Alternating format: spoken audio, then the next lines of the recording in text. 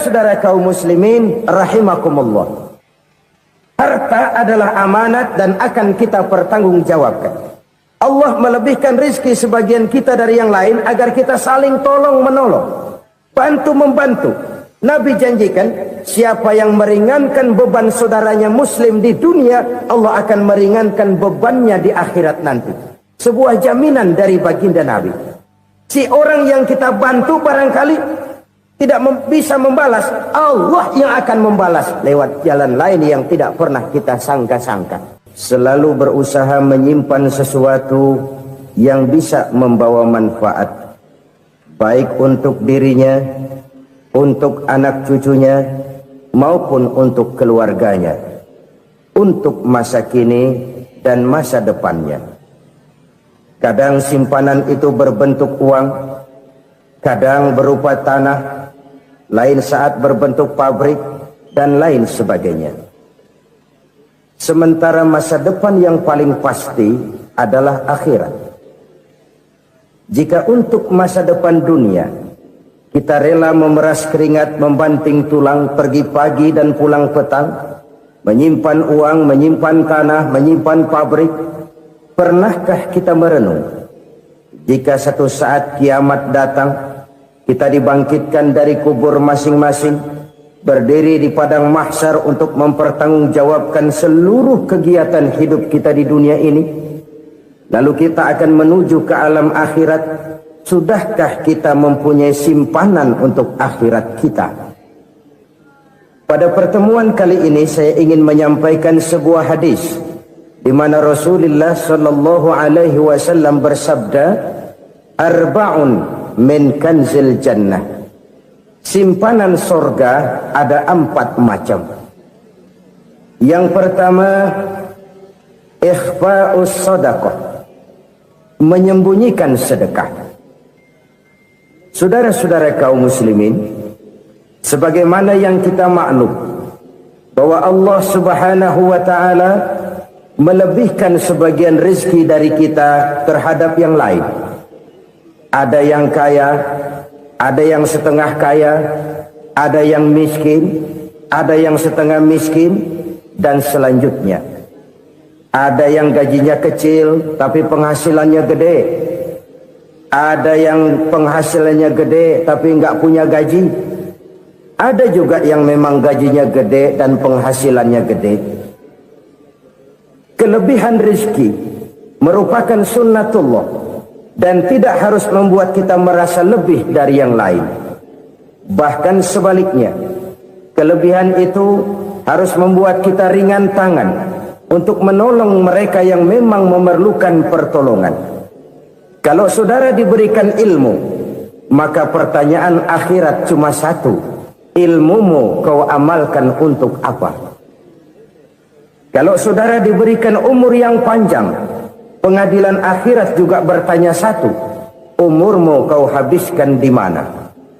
Tapi kalau saudara diberikan harta, pengadilan akhirat akan bertanya 2, hartamu kau dapat dari mana, kau belanjakan kemana? Dari mananya ditanya, dan kemananya juga ditanya. Oleh karena kita akan dimintakan pertanggungan jawab, maka amanah yang bernama harta ini harus kita gunakan dengan sebaik-baiknya. Ada penggunaan yang merupakan kewajiban, itu zakat namanya. Ada penggunaan yang sewaktu-waktu, itu infak namanya. Ada yang lebih sewaktu-waktu lagi, dan itu sedekah namanya. Zakat dia terikat oleh haul dan nisab, oleh putaran batas waktu dan ukuran dari harta itu sendiri. Sedangkan infak terikat oleh situasi dan kondisi perekonomian seseorang. Sedangkan sedekah tidak terikat dengan apapun. Dalam kondisi seperti apapun kita bisa melakukan sedekah dengan yang terkecil sekalipun. Sampai-sampai Rasulullah sallallahu alaihi wasallam mengajarkan, la tahqiranna minal ma'rufi syai'an walau an talqa akhaka biwajhin talik. Atau ada hadis, tabassumuka fi wajhi akhika laka shadaqah. Senyumanmu kepada temanmu adalah sedekah. Jadi Untuk melakukan sodakoh tidak harus dalam berbentuk uang. Dengan ilmu kita bisa sodakoh, dengan tenaga kita bisa bersodakoh, dengan pikiran kita bisa bersodakoh, bahkan senyum kepada teman itu pun sodakoh. Jadi kalau sodakoh dengan uang memang belum punya uang, nyengir aja banyakin. Itu asal pada tempatnya, jangan lalu ketemu tiang listrik cengengesan. Tentu tidak pada tempatnya dan tidak wajar. Nah, sodakoh yang paling dicintai Allah adalah sodakoh yang disembunyikan. Artinya jauh dari sifat riya.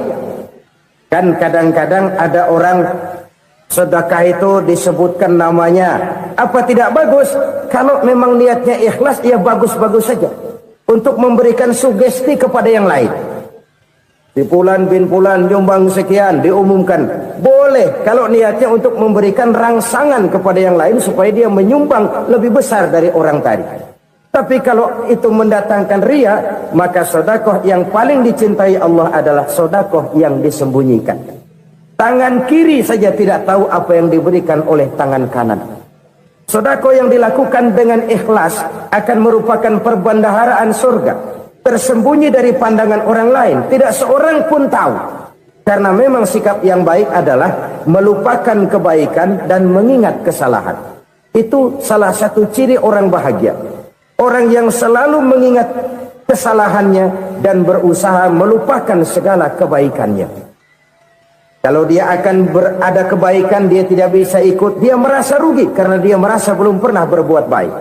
Tapi kalau akan melakukan kesalahan baru, dia ingat kesalahan yang sudah-sudah, sehingga terhalang baginya untuk melakukan satu kesalahan baru.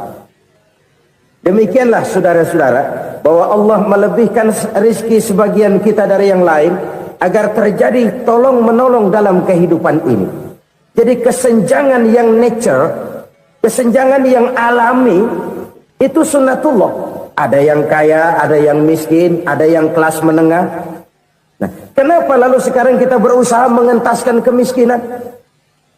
Oleh karena adanya kesenjangan struktural. Kalau yang kaya bisa semakin kaya, kenapa yang miskin tidak bisa naik jadi ikut sedikit kaya? Sebab pada dasarnya Islam adalah agama yang sejak turunnya sudah berupaya memerangi kemiskinan. Bahkan dikatakan kemiskinan itu mendekatkan kepada kekufuran. Orang kalau miskin udah dekat banget sama kafir.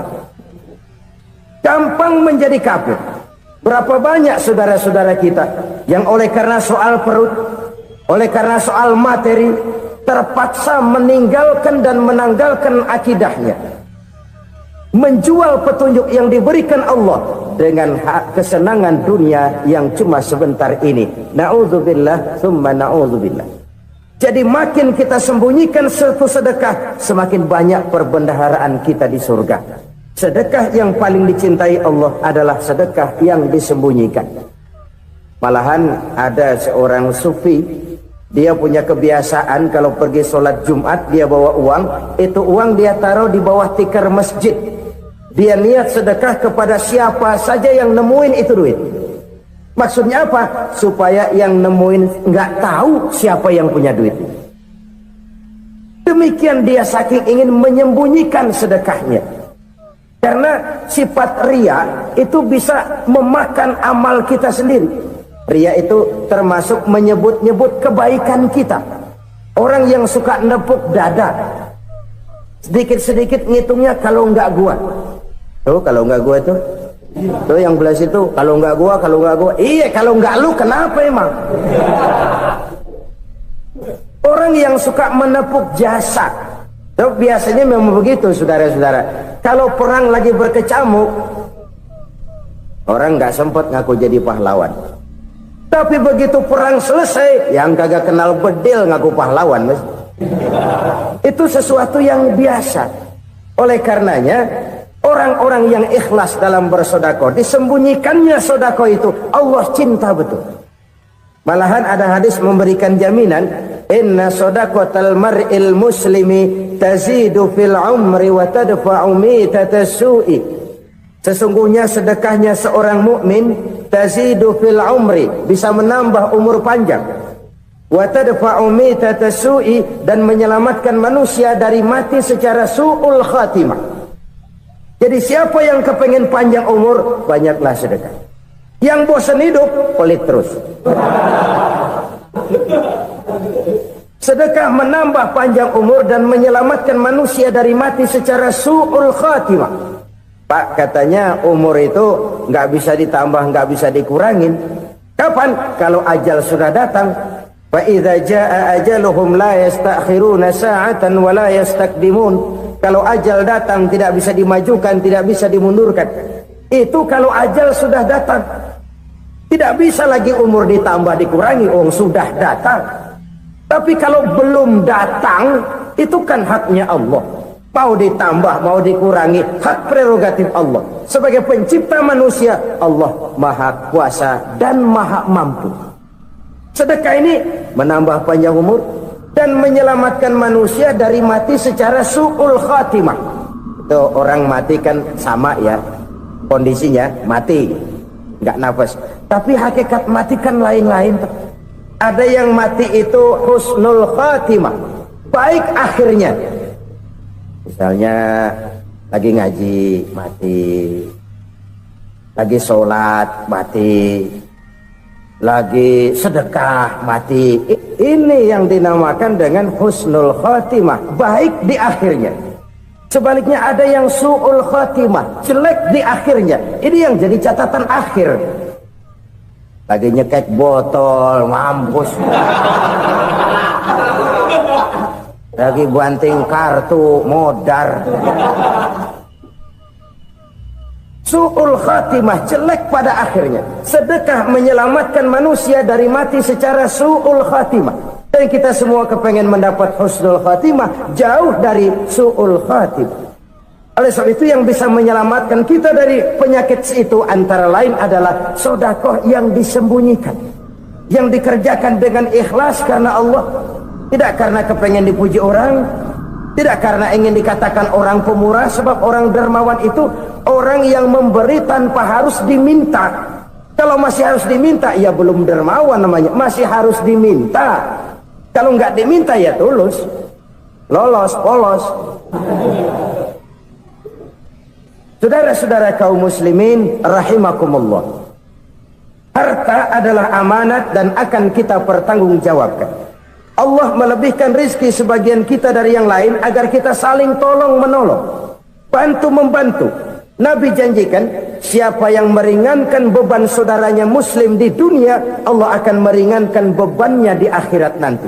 Sebuah jaminan dari baginda Nabi.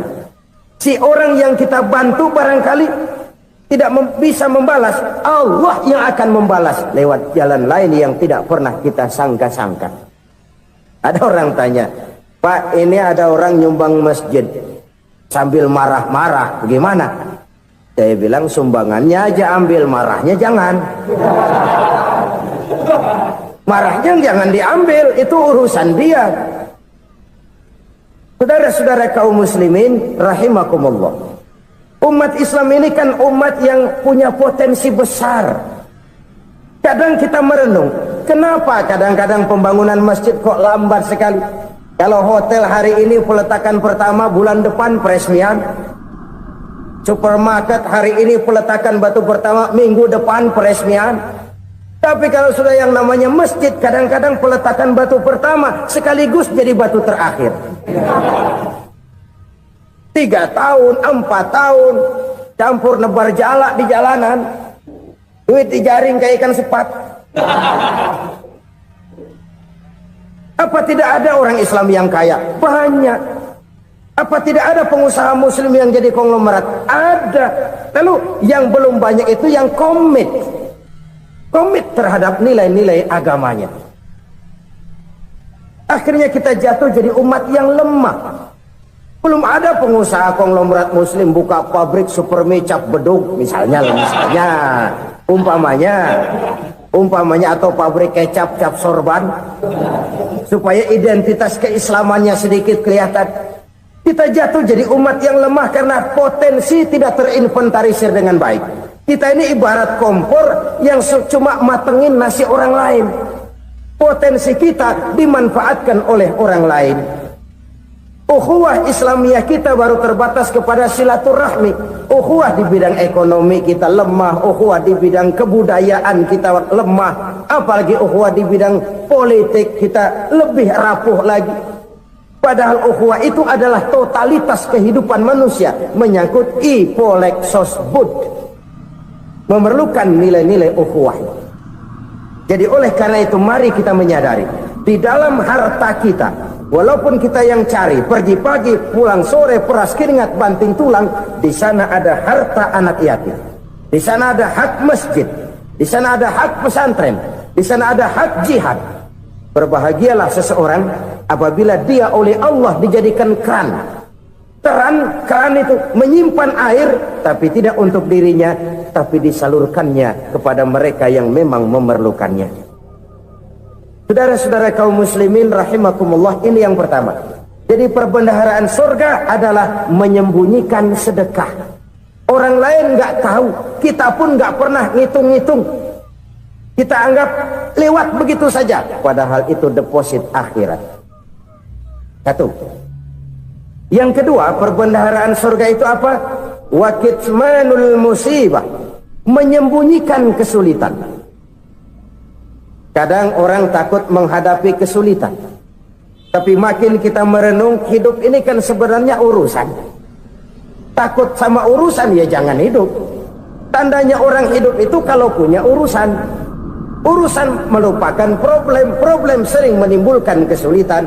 Kesulitan bukan untuk ditakuti, tapi untuk diatasi dan dicarikan jalan keluarnya. Siapa sih orangnya yang nggak pernah sulit-sulit? Makin tinggi status sosialnya, makin gede urusannya. Makin tinggi kualitas imannya, makin berat tingkat kesulitannya. Cuma memang yang namanya enak itu seperti pelangi. Biang lala itu nggak pernah di atas kepala kita, di atas kepala orang melulu. Lo sih enak lo, kata kita. Dia juga bilang, yang enak kan lo. Pelangi itu nggak pernah di atas kepala kita. Kata tukang beca, aduh enak ya naik Mercy. Kata tukang beca, apa yang di dalam mobil Mercy? Aduh enak bener tukang beca, di jok ngeringkuk ngorok pules bener. Saya kamar pakai AC, sejuk, tempat tidur sutra, empuk, alga, spring bed, kulak kulik, nggak bisa pulas kalau belum minum Valium, belum tidur. Enak bener tukang beca, di jok ngorok nggak tahu wetan kulon.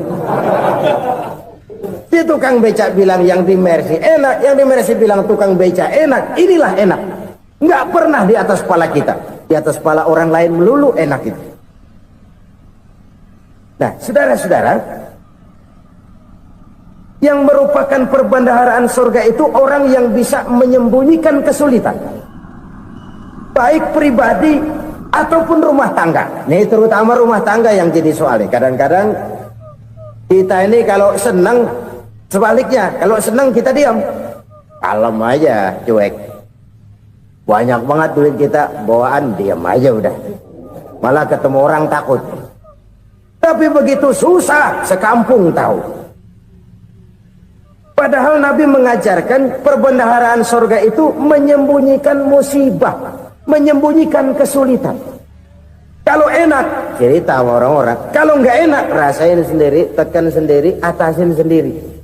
Kita kan sebaliknya, senang kita diam, asal lagi susah, paling tidak kita nyari teman buat cerita kesusahan. Siapa orangnya yang nggak pernah susah?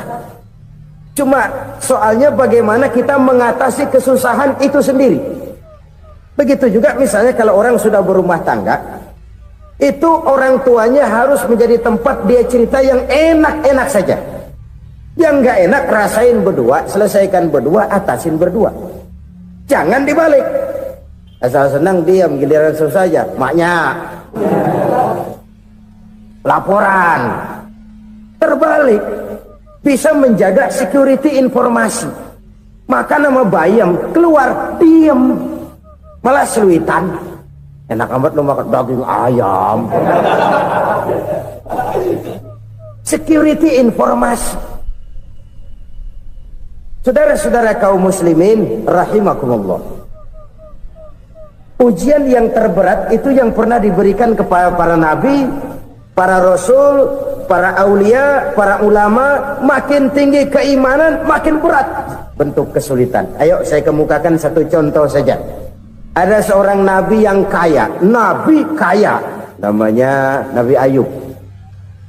Iblis kalau orang begini kan keki, ibadahnya rajin, kaya. Nih yang kayak begini susah digodain. Kalau ibadahnya rajin, miskin, kali bisa disogok. Sini imannya mantap, ibadahnya rajin, kaya, nabi lagi. Oh, tapi namanya iblis nggak kurang akal. Laporan, Tuhan, kenapa Les? Ya ini bahasa saya, bahasa Qurannya sih nggak gitu. Itu hambamu yang namanya Ayub, dia rajin ibadah cuma karena dikasih kaya aja. Coba kasih miskin dia, berhenti dia sembahyang. Ah, kamu bisa aja. Saya tahu Ayub itu hambaku yang ikhlas. Saya buktiin Tuhan, silahkan. Dibuktiin lah, iblis turun ke alam ini. Yang mula-mula dia lakukan, dia rusak sawah ladang Nabi Ayub. Dia binasakan binatang ternak Nabi Ayub. Sehingga dalam waktu singkat, jatuhlah Nabi Ayub dari orang paling kaya jadi orang paling miskin.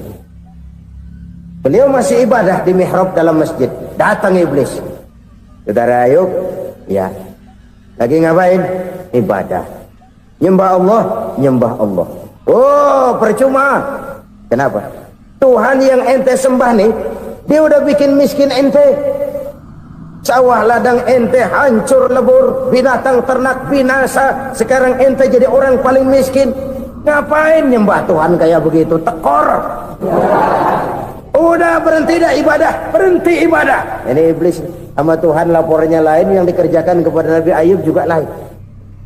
Benar begitu iblis, kata Nabi Ayub. Iya, sawah ladang saya habis, buras. Binatang ternak saya binasa, binasa. Saya miskin, bangpak. Apa jawab Nabi Ayub? Bukan innalillahi, ya ini hebat. Alhamdulillahillazi a'tani wa akhza minni. Segala puji bagi Allah yang telah memberikan harta kepada saya dan sekarang mengambilnya lagi. Alhamdulillah. Allah yang ngasih, Allah yang ambil. Itu mah urusan Allah. Iblis cuman ibadah jalan terus, sujud lagi Nabi Ayub. Iblis seleher gondok banget. Dasar Nabi nggak mempan dia apa-apain. Miskin malah alhamdulillah. Allah yang ngasih, Allah yang ngambil. Jadi kalau kita tidak komit, kita tidak terikat kepada kaya, miskin, senang, susah, apa yang bisa bikin kita susah? Jadikan kekayaan, kemiskinan, jadikan senang, susah sebagai anak buah yang bisa kita atur. Jangan kekayaan ngatur kita, jangan kemiskinan ngatur kita. Kita yang harus mengatur mereka. Senang, susah, kaya, miskin, bahagia, sengsara, jadikan itu anak buah yang bisa kita atur. Kalau sekarang kita kaya, lain saat boleh jadi kita miskin, semiskin-miskinnya. Allah yang ngasih, Allah yang ngambil. Tenaga mana yang bisa menghalangi? Ibadah jalan terus. Iblis makin gondok. Dasar Nabi loh. Akhirnya apa? Nabi Ayub dikerjain, diberikan penyakit. Demikian fatal penyakitnya. Bayangin, udah miskin sakit. Masya Allah. Miskin sakit. Sakitnya nggak lama, kira-kira 16 tahun. Istrinya 3, 2 mental minta ceraiin. Ngerawatin laki bengek begini. Senang belum tentu, susah udah pasti nih. Cerai aja, cerai dah. Cerai. Tinggal satu Siti Rahmah yang setia menemani beliau. Sesetia-setianya hati perempuan. Satu saat Siti Rahmah bilang, "Bang, iya, abang kan Nabi, Bang. Lalu, namanya Nabi kan doanya jarang meleset, Bang. Maksud kamu minta kenapa sih sama Tuhan biar abang sembuh, baik dah, Bang?" Siti Rahmah, iya. Saya sakit berapa tahun sih dah? 16 tahun, Bang. Sebelum ini saya sehat berapa tahun? Ya kira-kira 60 tahun, Bang. Nah, coba ente banding-bandingin, Rahmah. Saya dikasih sehat 60 tahun.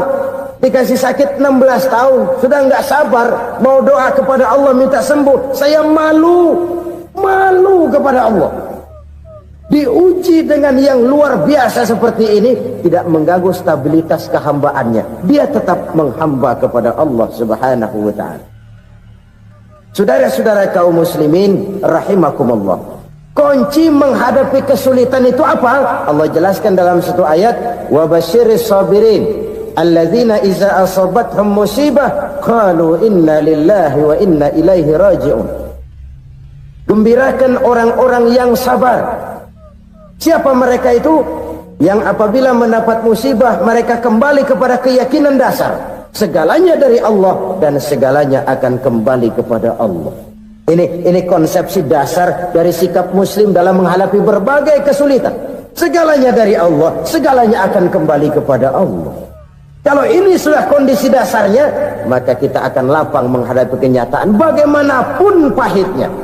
Apakah itu namanya miskin, apakah itu namanya sakit, bahkan maut sekalipun.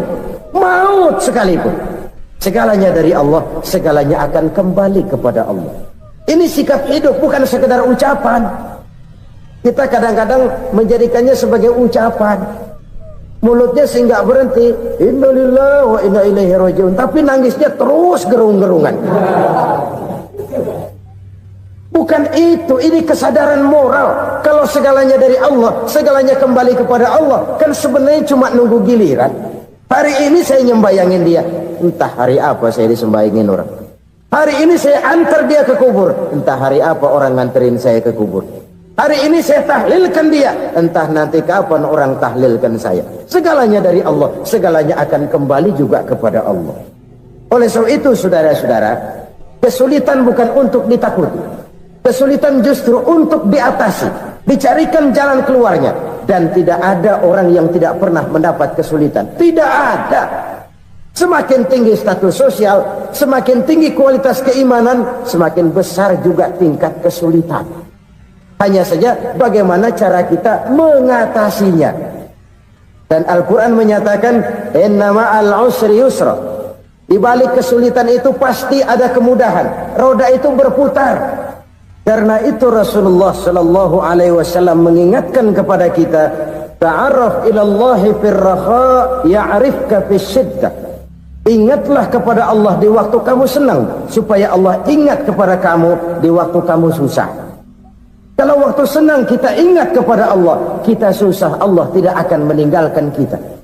Tapi kalau waktu senang kita jauh dari Allah, sujud tidak sempat, dengan masjid jauh, ketika senang kita lupakan Allah, nanti begitu kita susah, Allah lupakan kita, dan itu menyakitkan. Oleh karena itu orang-orang tua kita dulu bilang, kalau lagi sehat ingat-ingat lu bakal sakit nanti. Kalau lagi kaya ingat-ingat satu saat kita bakal jatuh miskin. Bahkan kalau lagi muda ingat-ingat kita bakal tua. Dan yang terpenting, kalau lagi hidup ingat-ingat kita bakal mati. Saudara-saudara kaum muslimin rahimakumullah. Jadi yang kedua yang merupakan perbendaharaan surga, menyembunyikan musibah. Saudara-saudara kaum muslimin rahimakumullah. Hal ketiga yang merupakan perbendaharaan surga adalah wasilatur rahmi. Orang yang suka bersilaturahmi. Sebagaimana yang kita maklum bahwa manusia adalah makhluk yang disebut zon politika. Makhluk sosial yang tidak mungkin hidup sendiri-sendiri. Betapa dan siapapun kita memerlukan orang lain. Bodoh betul manusia kalau tinggal di tengah masyarakat tapi tidak mau bermasyarakat. Merasa hebat sendiri, pinter sendiri, gagah sendiri, kaya sendiri. Mungkin kalau mati juga ngubur sendiri. Jangankan kita di sini, di sorga saja Nabi Adam waktu sendirian bengong melulu, ngondar mandir. Allah tegur Adam, sepi Adam. Ya ini kalau bahasa saya. Iya Tuhan, sepi ini nggak ada coret-corekan pisan ini. Diciptakan Siti Hawa baru anteng Nabi Adam. Itu di sorga. Cobalah. Umpamanya saudara tinggal di Jakarta nih. Kayak bener. Apaan aja di Jakarta punya saudara dah. Jembatan Semanggi ambil. Monas, Buntel bawa pulang. Hotel-hotel ambil semua. Cuman tinggal di Jakarta sendirian, apa enaknya? Betapa dan siapapun kita perlu orang lain. Tidak ada seorang pun yang bisa memenuhi kebutuhan hidupnya secara sendiri-sendiri. Nah, Islam telah menyelamatkan manusia dari ras diskriminasi, mengikat manusia dengan persaudaraan yang berlandaskan kepada akidah. Karena itu dianjurkan bersilaturahmi. Bahkan Nabi menyatakan, man arada ayyubsata lahu fi rizqihi wa yunsa'a fi atharihi falyasil rahimah. Siapa yang kepengen diluaskan rezekinya dan dipanjangkan usianya, banyaklah ia bersilaturahmi. Siapa yang kepengen dimudahkan rezekinya, hendaknya ia banyak bersilaturahmi. Kalau banyak teman, kesulitan kan paling tidak ada tempat cerita. Udah susah, sendirian kita pikirin diri, nggak ada tempat tukar pikiran. Cepet banget sama bengek. Dilawan sendiri. Nah, secara makro kita bisa berkata, tidak mungkin ada kemenangan kalau tidak ada kekuatan. Tidak ada kekuatan kalau tidak ada kesatuan dan persatuan. Tidak mungkin ada kesatuan dan persatuan tanpa semangat silaturahmi. Kalau umat Islam mau menang, dia harus kuat. Kalau umat Islam mau kuat, dia harus bersatu. Kalau umat Islam mau bersatu, dia harus membudayakan silaturahmi ini. Bahkan sampai-sampai kata Nabi, kalau bisa cari nilai tambah. Apa? Silman qata'ak. Bersilaturahmilah kau kepada orang yang marah denganmu. Masya Allah, indahnya ajaran agama kita. Orang yang marah pun kepada kita, kata Nabi, kalau bisa bersilaturahmilah kepadanya, kepada orang yang marah itu. Di situ nilai tambah. Cuman jujur nih hadis, ngucapinnya gampang, ngamalinnya yang berat banget. Orang marah sama kita, kita disuruh silaturahmi, ada apa malu? Lu marah, ada gua marahan lagi. Kan gua pikirin. Saudara-saudara kaum muslimin rahimakumullah. Tapi ini yang diajarkan, bahkan ini yang dicontohkan oleh baginda Rasul. Bagaimana begitu mudah, misalnya satu saat Abu Jahal ini ngatur strategi bagaimana bikin Muhammad celaka. Dia gali lubang di depan tempat tidurnya. Dia tutupin daun korma. Terus dia panggil seseorang, ke sini. Kasih tahu Muhammad, pamannya sakit keras, minta ditengokin. Berangkat orang ini ke sana. Muhammad, labbaik. Pamanmu sakit keras, dia minta ditengokin. Baik, saya akan datang menjenguk beliau. Berangkatlah Nabi ke rumah Abu Jahal tanpa prasangka apapun. Abu Jahal udah pasang setil, selimut 3 rangkap setengah dipakai, persis kayak orang meriang. Tapi sembari ngintip dari balik selimut, begitu Muhammad buka pintu, nah masuk perangkap nih. Muhammad jalan menuju tempat pembaringan. Makin lama makin dekat, makin lama makin dekat, makin dekat ke lubang yang dipasang oleh Abu Jahal itu. Dalam hati Abu Jahal, terus dah jatuh, mampus dah lo ini. Mampus lo hari ini nih. Apa yang terjadi? Malaikat Jibril datang. Muhammad, pamanmu cuma pura-pura sakit. Di depan tempat tidurnya ada lubang perangkap supaya kamu jatuh ke situ. Sudah, kamu pulang. Balik kanan Nabi. Sudah hampir jatuh ke lubang, balik kanan, pulang. Bayangin kecewanya Abu Jahal. Muhammad dikit lagi, Muhammad dikit lagi. Enggak paman, saya pulang aja. Emosi bangun dari tempat tidur, enggak sadar kalau lagi pura-pura sakit. Lompat ngejar Nabi, dia lupa dengan lubang yang dia gali. Pusrak, nyemplung sendiri ke dalam lubang.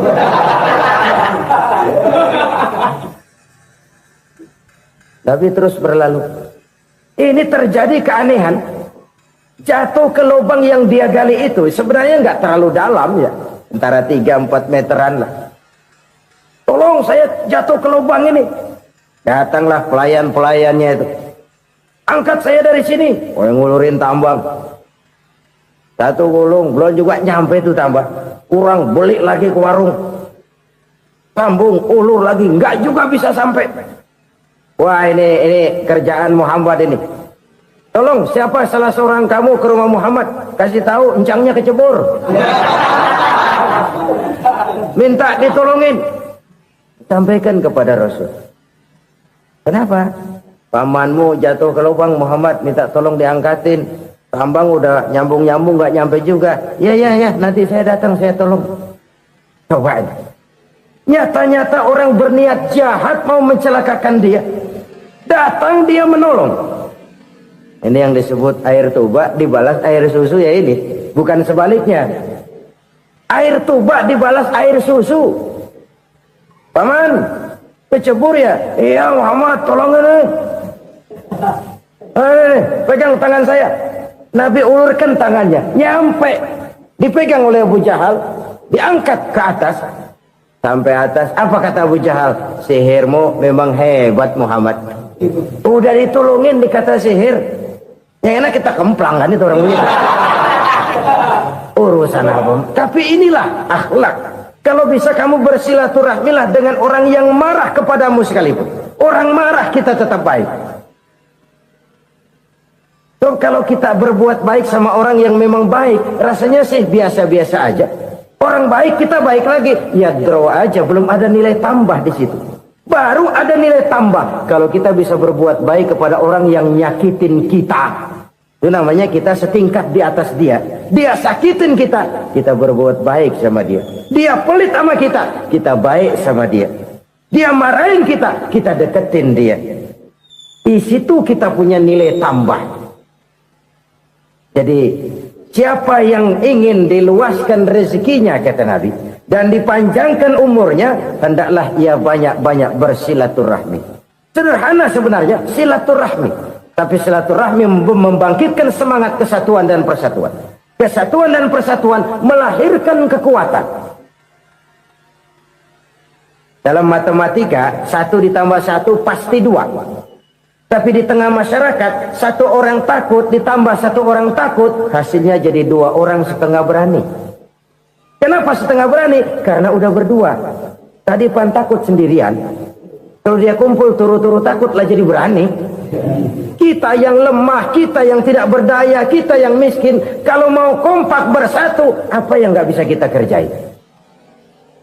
Apalagi tinggal di kota besar, pilihan cuma 2. Bertahan atau minggir. Bertahan atau minggir.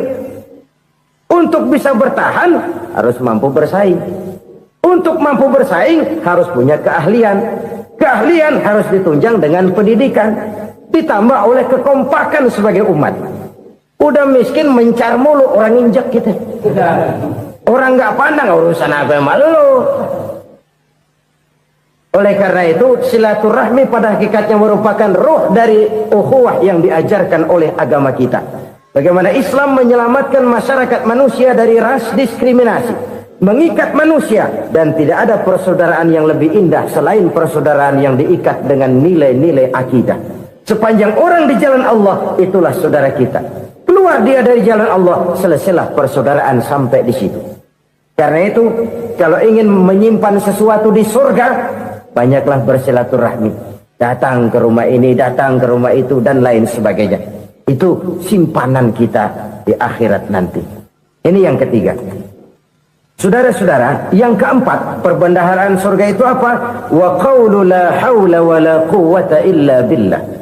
Ucapan la hawla wa la quwwata illa billah. Ibadah kan ada yang berat, modalnya besar. Bangun masjid berat, modalnya besar. Bangun rumah sakit berat, modalnya besar. Ada ibadah yang berat tapi modalnya ringan. Misalnya puasa. Puasa itu berat, mengendalikan nafsu. Kalau sekedar nggak makan nggak minum sih enteng, mengendalikan nafsu. Itu jihad terbesar, tapi kan modalnya ringan, cuma niat saja. Ini ibadah berat, modalnya ringan. Ada ibadah yang ringan, modalnya juga enteng. Seperti termasuk ucapan la haula wa la quwwata illa billah. tanpa sadar. La haula wala quwata illa billah. Nyelengin tuh di surga. Nyelengin, kita nggak terasa. Nyelengin simpenan akhirat. La haula wala quwata illa billah. Nyimpan lagi. Kaget. La haula wala quwata illa billah. Nyimpan lagi. Banyak simpenan. Walaupun sebenarnya yang dimaksud di sini adalah kesadaran batin. Bahwa tidak ada daya dan kekuatan kecuali Allah. Itu intinya. Kita memulai pekerjaan disunahkan baca bismillah, kan begitu? Apa itu? Kesadaran moral. Bahwa ini saya bisa kerjakan. Saya kerjakan ini dengan menyebut nama Allah. Kenapa? Kalau Allah tidak memberikan daya dan kekuatan, mana mampu saya kerjakan ini. Maka saya kerjakan ini dengan menyebut nama Allah. Bismillah. Kesadaran moral. Manusia hanya wajib berusaha, tapi nggak pernah wajib berhasil. Banyak hal-hal yang kalau kita renungkan secara rasio nggak mungkin, tapi jadi kenyataan. La haula wala quwata illa billah. Tidak ada daya dan kekuatan kecuali bagi Allah semata-mata. Kesadaran moral akan kelemahan dan keterbatasan makhluk bernama manusia. Kadang kita kagum dengan otak, tapi kita sering lupa sama yang bikin otak. Padahal bagaimanapun hebatnya otak, yang bikin otak pasti lebih hebat dari otak. Nggak percaya, silahkan otak-otakan. Inilah kecenderungan. Kita kagum dengan pesawat-pesawat mutakhir, bukan main besi gede banget terbang itu. Alangkah hebatnya. Lalu apa yang bikin otak tidak lebih hebat dari itu semua? Kita puji laut. Apa yang bikin laut tidak lebih hebat dari laut itu? La haula wala quwata illa billah. Tidak ada daya dan kekuatan kecuali Allah. Apa yang bisa kita lakukan? Kalau tidak karena daya dan kemampuan yang diberikan oleh Allah kepada kita. Lahirlah sikap tawadu, rendah hati. Tidak melonjak menjadi angkuh dan sombong. Sadar akan kelemahan dan keterbatasan diri. Sebagai makhluk yang diciptakan oleh Allah subhanahu wa ta'ala. Jadi satu sisi ini ucapan yang berpahala, la haula, jadi wiridan. Pada sisi lain ini kesadaran moral, sikap mental, kesadaran batin. Bahwa yang punya daya dan kekuatan itu cuma Allah. Kita nggak pantas untuk sombong. Sebab sombong itu pakaiannya Allah. Kita nggak sedang pakai pakaian Allah, kegedean. Dan makin kita renungi, makin terbentur. Apa sih yang bisa kita sombongin? Kita mau sombong apa?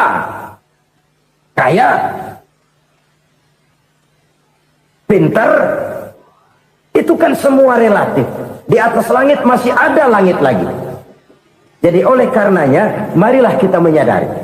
Manusia hanya wajib berusaha, tapi tidak pernah wajib berhasil. Yang berusaha saja tidak wajib berhasil, apalagi yang tidak berusaha. Islam bukan agama orang pemalas yang selesai sholat lalu enggelohom, enggelenggem ayem-ayem. Tapi Islam bukan agama orang sombong yang setelah berusaha lalu tidak memerlukan Allah. Kita bisa saja bikin proyeksi, tahun sekian kita bakal panen besar menurut perhitungan otak. Tapi ada kejadian lain. Apa? Tikus ngambek. Habis itu dimakanin tikus, panen gagal. Proyeksi rasional gagal oleh tikus-tikus yang ngambek itu. Bisa saja terjadi. Tahun depan kita panen besar. Urung. Kenapa? Musim panas panjang. Dan sekarang ini koran-koran bikin berita musim mengalami penyelewengan. Bukan cuma manusia yang nyeleweng sekarang. Musim pakai nyeleweng. Mestinya kan musim hujan udah selesai. Masih hujan-hujan juga. Musim. Nah sekarang kita boleh bikin proyeksi. Kita bakal panen besar. Tahu-tahu musim panas panjang. Sawah retak, air kering. Cari teknokrat yang paling botak. Suruh pendekin tuh musim panas. La haula wa la quwata illa billah. Inilah kesadaran moral. Saudara, saya teringat satu saat ada seorang konglomerat. Umurnya ya kira-kira 70-an. Satu saat dia ditanya oleh wartawan, "Pak, umur Bapak berapa sih?" "Ya paling 10 tahun. 10 tahun. 10 tahun. Anak bapak berapa orang? Satu saja. Satu. Harta bapak berapa? Ya paling-paling bangsa 7 juta kali. 7 juta? Iya. Pak, kenapa bapak bohongi saya? Bapak punya buku biografi. Koran-koran, majalah-majalah banyak memuat cerita riwayat hidup bapak. Saya tahu umur bapak 70. Kenapa bilang cuma 7 tahun? Saya tahu anak bapak 8. Kenapa cuma bilang 1? Saya tahu harta bapak miliaran, mungkin triliunan. Pabrik di mana-mana, bank di mana-mana. Kenapa bilang uang bapak cuma 7 juta? Nah, kata si konglomerat tadi, kamu benar nak, kamu benar. Umur saya kalau jumlahnya memang 70 nak. Cuman ingat-ingat saya, baru 7 tahun terakhir ini saya sujud. Baru 7 tahun terakhir ini saya berusaha dekat dengan Allah. Saya laksanakan perintahnya, saya jauhi larangannya. 7 tahun inilah rasanya yang ada nilainya di hadapan Allah. Yang 63 tahun matong, kelabu, kelem umur gue. Habis untuk maksiat, untuk munkarat. Maka ketika ditanya tadi, umur saya 7 tahun itu. Oh begitu Pak. Oh iya. Lalu anak Pak. Anak bapak kan 8. Kenapa bilang cuma 1? Nah, kalau jumlah hitungannya memang anak saya 8. Tapi dari 8 orang ini rasanya cuma 1 nih yang bakal jadi buah hati, belahan jantung, pelanjut cerita, penerus sejarah, bakal jadi anak soleh yang akan mendoakan saya. Cuma 1 rasanya anak saya ini yang bakal jadi buah hati saya, besar-besaran saya, yang akan mendoakan di kubur saya, yang akan mendoakan di akhirat saya. Yang 7 orang mana? Masya Allah, yang atu tenggeng, yang atu nyekek botol ngolo, yang itu nggak karu-karuan. Makanya saya bilang 1 anak saya yang akan bisa mendoakan saya. Oh begitu Pak. Iya. Nah harta Pak, harta bapak kan triliunan. Pabrik bapak di mana-mana. Uang bapak hampir di tiap bank-bank besar. Kenapa bilang cuma 7 juta? Betul kau nak. Harta saya kalau jumlahnya memang miliaran, triliunan mungkin. Tapi yang saya ingat baru 7 juta tuh yang saya belanjakan di jalan Allah. Saya nyumbang masjid, saya santuni yatim piatu, saya bantu pembangunan pesantren, saya bantu pembangunan rumah sakit Islam. Itu yang akan saya bawa pulang ke akhirat, yang 7 juta itu. Yang triliunan itu nanti akan diperebutkan oleh anak-anak saya sebagai waris saya. Jadi harta saya 7 juta itu yang bakal nemenin saya di akhirat, yang akan saya bawa pulang jadi teman saya.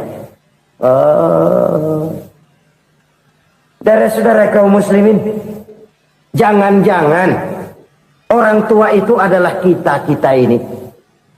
Jangan-jangan kita-kita ini adalah orang tua itu. Jangan-jangan itu potret dari diri kita masing-masing. Dari sekian umur yang diberikan Allah, berapa tahun yang ada nilainya di hadapan Allah. Dari sekian anak-anak yang merupakan amanah, berapa yang akan mendoakan kita sebagai orang tuanya menjadi anak soleh. Dari sekian banyak harta yang diberikan Allah, berapa yang akan kita bawa pulang menghadapnya nanti, yang kita belanjakan di jalan Allah. Ini sebuah potret kehidupan. Karena itu kita kembali kepada la haula wa la quwwata illa billah. Kita wajib berusaha, kita wajib berikhtiar. Selebihnya segala daya dan kekuatan hanya milik Allah saja semata-mata. Satu kesadaran batin dari setiap pribadi muslim. Setelah ia berusaha dan berikhtiar, ia menyerahkannya kepada Allah Subhanahu wa ta'ala. Jadi satu sisi ini merupakan wiridan ucapan yang mengandung pahala. Pada sisi lain ini merupakan sikap batin dari seorang muslim di dalam ia menghadapi realitas kehidupan ini. Saudara-saudara kaum muslimin rahimakumullah. Kalau ini kita jadikan satu basis kehidupan, maka ini akan menyelamatkan manusia dari kemungkinan tergelincir menjadi orang yang lupa diri dan lupa daratan. Sebab itu Imamul Ghazali berpesan, jadidis safinah fa innal bahra amiq wa khuziz zad fa inna safara ba'id wa khaffifil hamla fa innal hamla sadid. Perbarui selalu kapalmu karena lautan sangat dalam. Bawa bekal yang banyak karena perjalanan ini sangat jauh. Ringankan beban, karena kebanyakan beban akan menyakitkan. Alangkah indah kalimat ini, alangkah dalam makna yang terkandung di sana. Perbarui selalu kapalmu karena lautan sangat dalam. Apa artinya ini? Jaga mentalmu baik-baik. Pelihara imanmu baik-baik, karena hidup penuh cobaan seperti lautan. Kita kalau berlayar di lautan kan kadang-kadang tenang, angin bertiup sepoi-sepoi basah. Jika malam datang, bintang gemintang bertabur menghias cakrawala. Rembulan memantulkan sinarnya dengan indah. Dalam keadaan begitu berlayar enak. Tapi lain saat ombak menggunung, halilintar menyambar, angin topan bertiup. Berapa banyak sudah saudara-saudara kita yang tenggelam di lautan dunia tanpa sadar bahwa dia belum sampai kepada pantai yang akan dituju. Berapa banyak sudah saudara-saudara kita yang tenggelam di lautan dunia ini tanpa sempat bangkit lagi. Dia menyangka sudah sampai kepada tujuannya. Hati-hati kapal jangan sampai bocor karena lautan sangat dalam.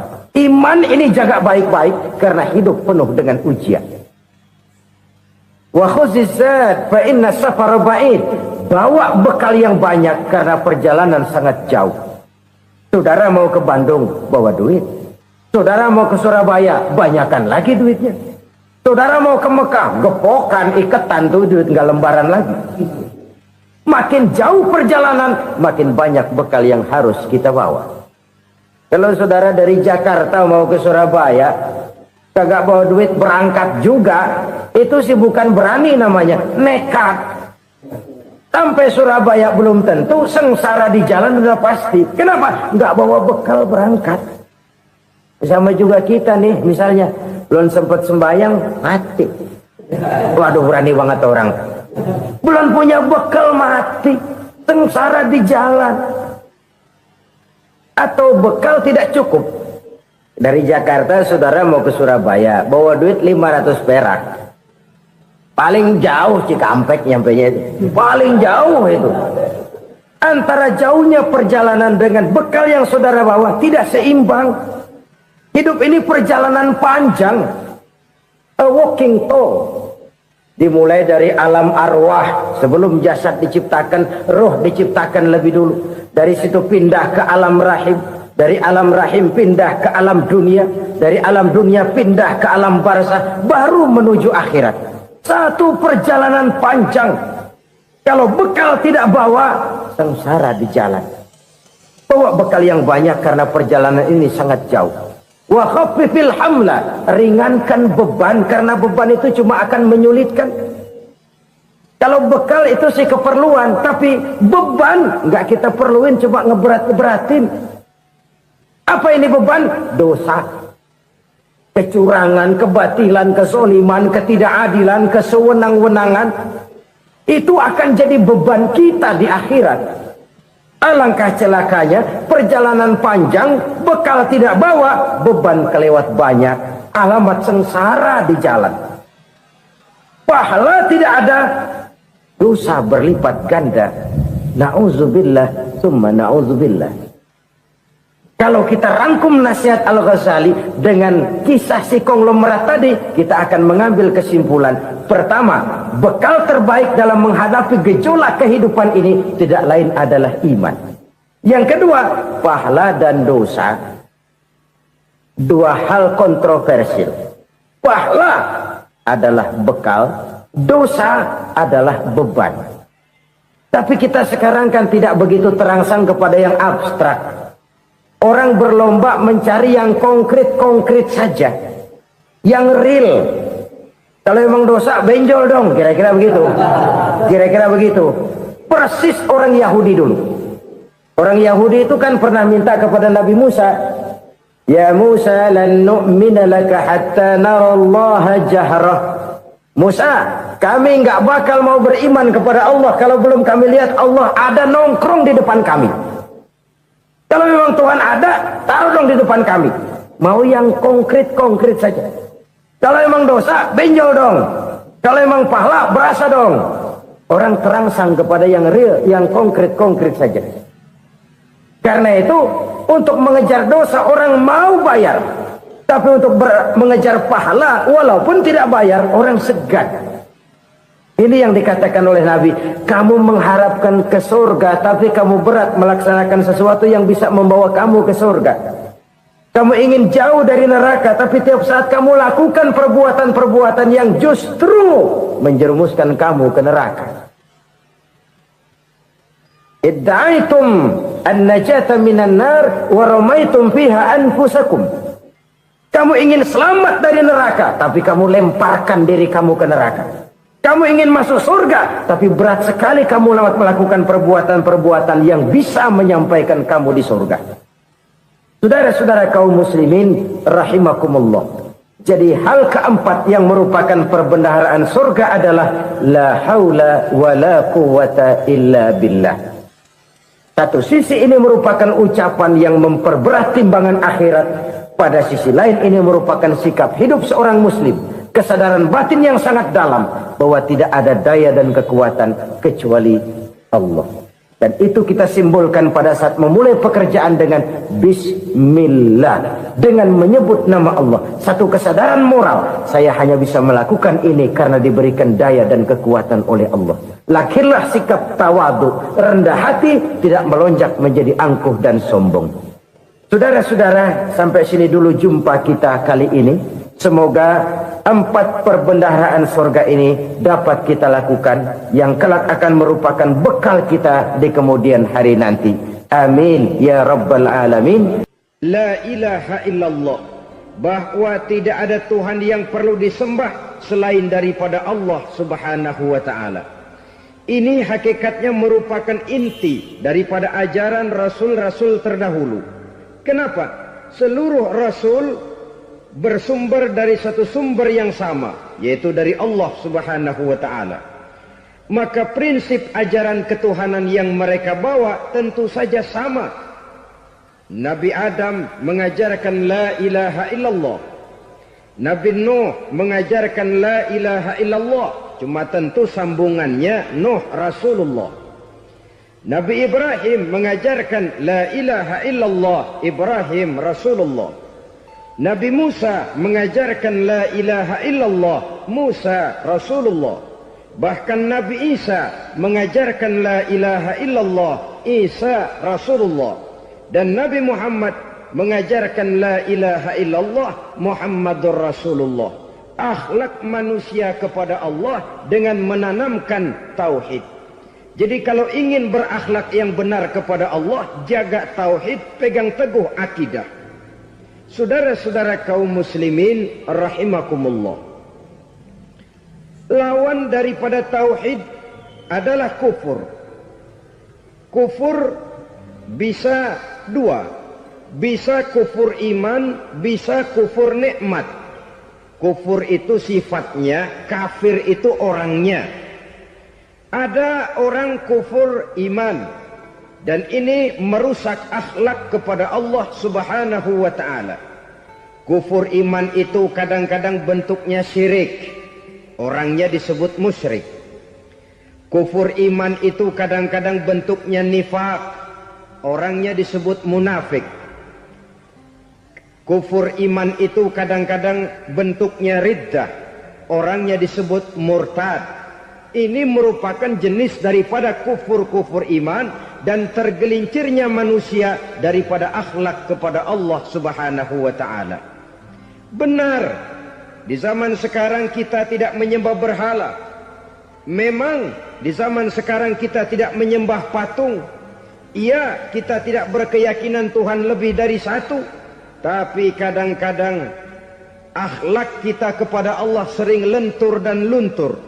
Sering bergoyang dan tergoncang, sering kena erosi dan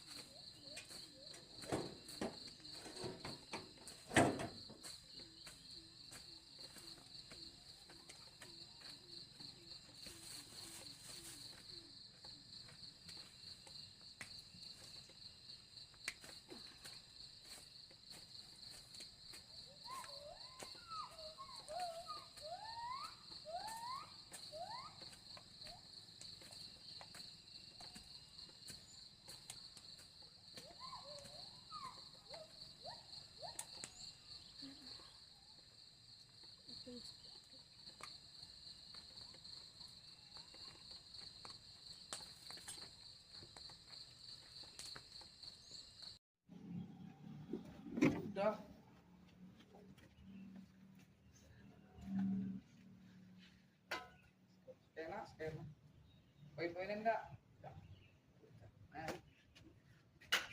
Kan itu langsung tuh mah.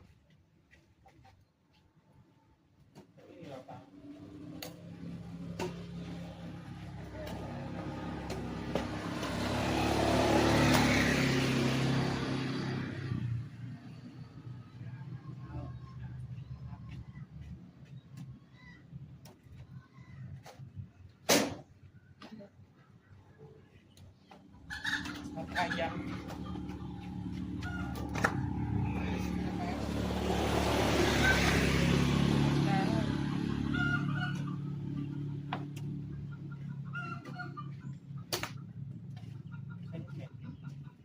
Oke, lihat.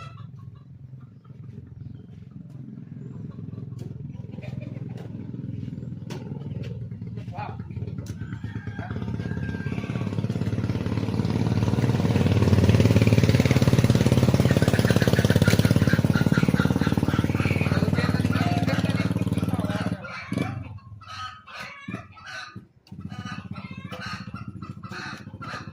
Itu tak.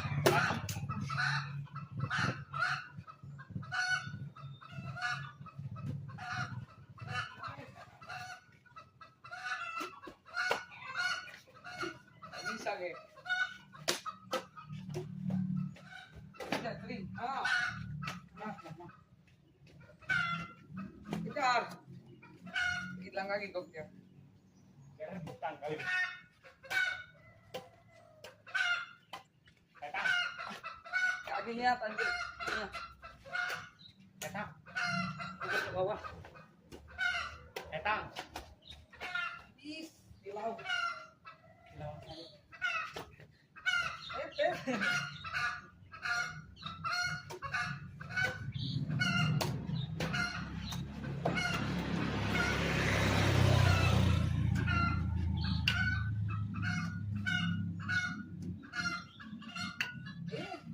Yang bener ke?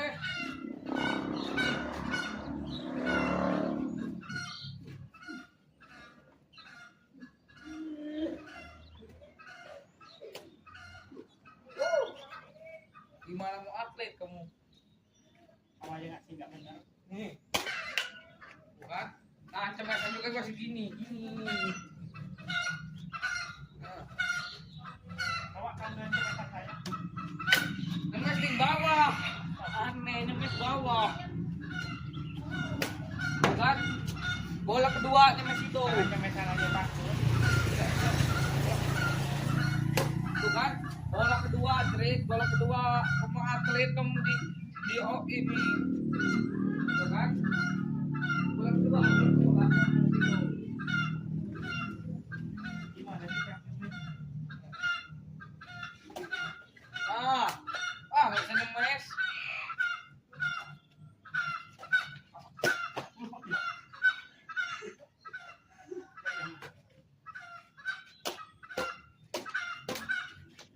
Kena kabel, kena kabel.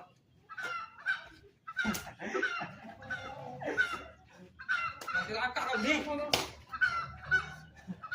Mati langkah kamu. Ketawa mati langkah. Pas aja di situ. Mati lang. Mati langkah tuh kalau begini.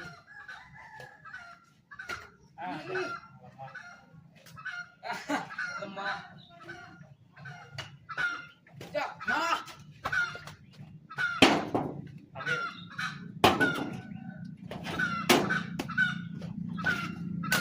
Kan kemarin saja belum katam. Mau jadi atlet. Nah. Kemarin saja belum katam mau jadi atlet. Nah.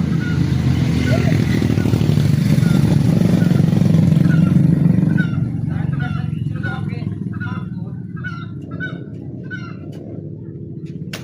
Apa sih? Gimana mau jadi apa?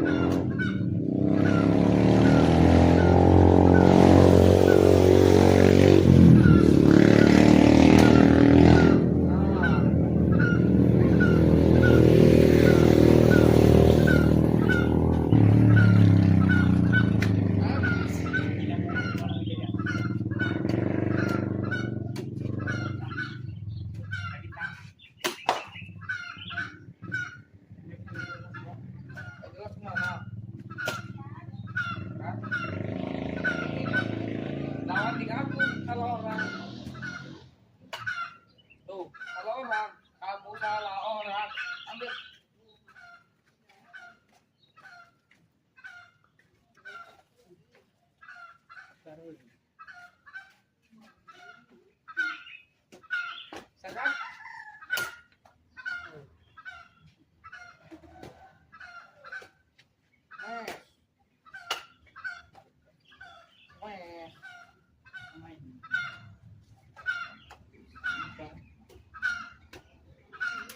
Ih.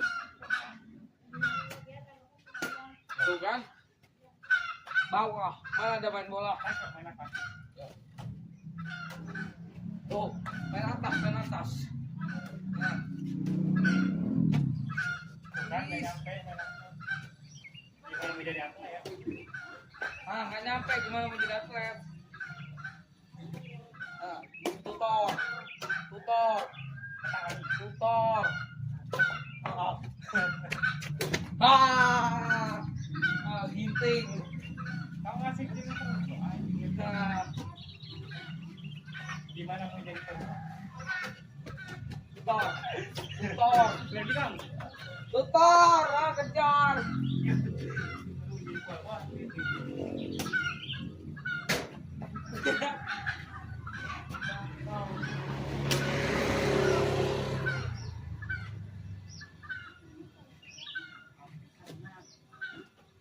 Ih, tuannya, udah kuatin.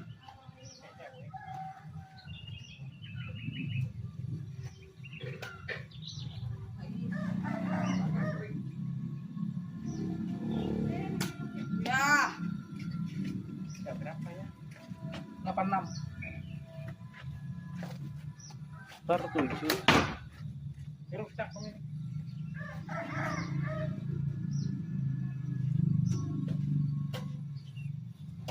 Wih, Mas. Kejar gimana? Mana aja, Mas?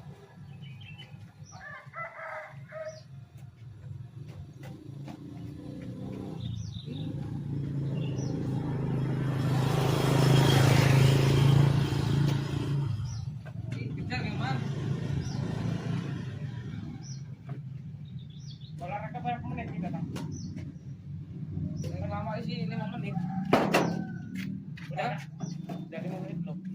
Paling lama 7 menit. 10 menit lah, nanggung anjing. Pakai waktu ya, dimulai dari sekarang ya.